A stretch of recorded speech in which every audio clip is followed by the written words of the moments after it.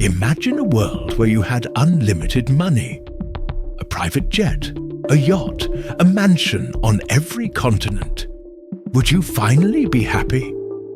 For centuries, humanity has chased this elusive question. Can money really buy happiness? Today, we're diving deep into the fascinating truth, backed by cutting-edge research, surprising psychology, and real-life stories that will challenge everything you thought you knew about wealth and well-being. Stick around, because the answer might surprise you.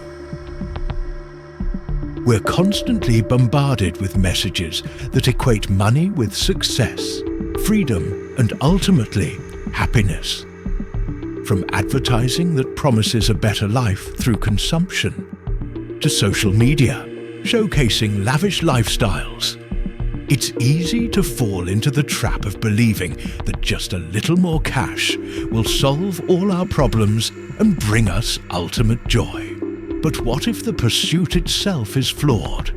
What if true happiness isn't found in the acquisition of wealth, but in something far more profound? The initial truth, yes, to a point. Research. Let's be clear. Money does buy happiness, but only up to a certain point. Research, like studies from Princeton University, has consistently shown that increased income correlates with increased happiness and life satisfaction, but only up to about $75,000 a year in many developed countries. Why $75,000? Because that's roughly the income level where, for most people, money stops being a major source of stress. It covers basic needs, provides a sense of security, and allows for some discretionary spending. Beyond that, the happiness curve flattens. Adding another zero to your bank account doesn't necessarily add another zero to your joy. In fact, it can sometimes introduce new stressors like managing investments, fear of loss, or even social isolation. The psychology behind the plateau. Expert opinions, research. So, why the plateau? Psychologists point to a phenomenon called hedonic adaptation. Essentially, we quickly get used to new circumstances, whether good or bad. That new car, that bigger house, that fancy vacation. The initial thrill fades, and we return to our baseline level of happiness. We constantly adapt and then desire the next new thing. It's a treadmill of desire that money often fuels. Another factor is social comparison. The more money you have, the more likely you are to compare yourself to those who have even more. You might have $1 million, but if your neighbor has 10, you might feel inadequate. This perpetual upward comparison is a recipe for dissatisfaction, not joy. What really buys happiness? The truth about well-being. So, if endless money isn't the answer, what does truly contribute to lasting well-being? The research is surprisingly consistent. Strong social connections, meaningful relationships with friends, family, and community are consistently ranked as a top predictor of happiness. Invest in people, not just portfolios. Experiences over possessions.